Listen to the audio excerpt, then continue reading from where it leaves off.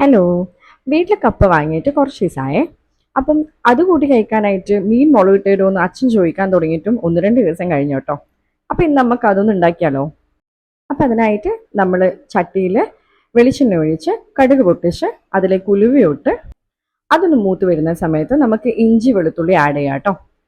അതും ഒന്ന് ഏകദേശം ഒന്ന് വഴണ്ടി വരുന്ന സമയത്ത് കുഞ്ഞുള്ളിയും പച്ചമുളകും ആഡ് ചെയ്ത് നന്നായിട്ട് സോട്ട് ചെയ്യാം കേട്ടോ.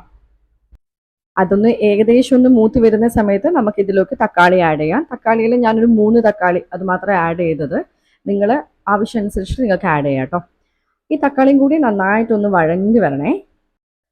ഇനി ഇതിലേക്ക് നമുക്ക് ഉപ്പ്, മഞ്ഞൾ, മുളക് പൊടി ആഡ് ചെയ്യാം.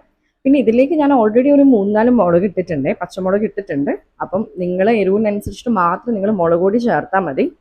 അപ്പം ഇനി ഇതെല്ലാം ഒന്ന് ആഡ് ചെയ്ത് നല്ലോണം ഒന്ന് മിക്സ് ചെയ്ത് ഒന്ന് സോട്ടായി വരുന്ന സമയത്ത് നമുക്കിതിലേക്ക് ആവശ്യത്തിനനുസരിച്ചുള്ള വെള്ളം ഒഴിച്ചു കൊടുക്കാം. ഇനി ഇതെല്ലാം കൂടി നന്നായിട്ടൊന്ന് മിക്സ് ചെയ്തിട്ട് ഒന്ന് തിളച്ച് വരണം കേട്ടോ. അപ്പം മാത്രമേ ഈ തക്കാളീൻ്റെതും ഈ കുഞ്ഞുള്ളിൻ്റെയും മുളകിൻ്റെ ഒക്കെ നീരില്ലാത്തേക്ക് ഇറങ്ങി വരത്തുള്ളൂ. ഇതൊന്ന് വെന്ത് കിട്ടാനായിട്ട് നമുക്ക് 2-3 മിനിറ്റ് അടച്ചു വയ്ക്കേ. അതിനുശേഷം നമ്മൾ ഇതിലേക്ക് ആഡ് ചെയ്യുന്നത് തെരണ്ടിയാണേ.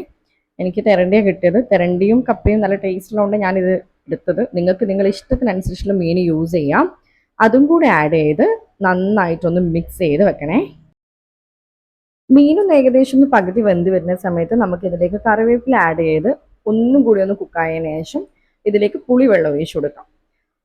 പുളിവെള്ളം എല്ലാം ഒന്ന് നല്ലോണം മീനിലേക്കൊന്ന് പിടിക്കാനായിട്ട് നമുക്കൊരു 5 മിനിറ്റും കൂടി ഒന്ന് കുക്ക് ചെയ്തെടുക്കാം കേട്ടോ.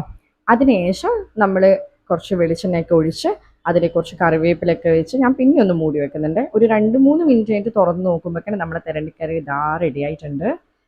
അതിനി നമുക്ക് ഒരു പ്ലേറ്റിലേക്ക് കപ്പയൊക്കെ ഇട്ട് അതിലോട്ടേക്ക് തെരണ്ടിക്കറിയൊക്കെ ഒഴിച്ച് കഴിച്ചു നോക്കാം കേട്ടോ. ഞാനിവിടെ കപ്പയുള്ളതുകൊണ്ടാട്ടോ ഇത് കപ്പയും കൂട്ടി കഴിക്കുന്നത്. ഈ മീൻ മുളകിട്ട് നിങ്ങൾക്ക് ചോറിൻ്റെ കൂടെയോ രാവിലത്തെ പുട്ടോ പൊറോട്ടയോ അങ്ങനെ എന്തിൻ്റെ കൂടെ വേണമെങ്കിലും കഴിക്കാം. അപ്പോൾ ഇതെന്തായാലും ഒന്ന് ട്രൈ ചെയ്ത് നോക്കണേ.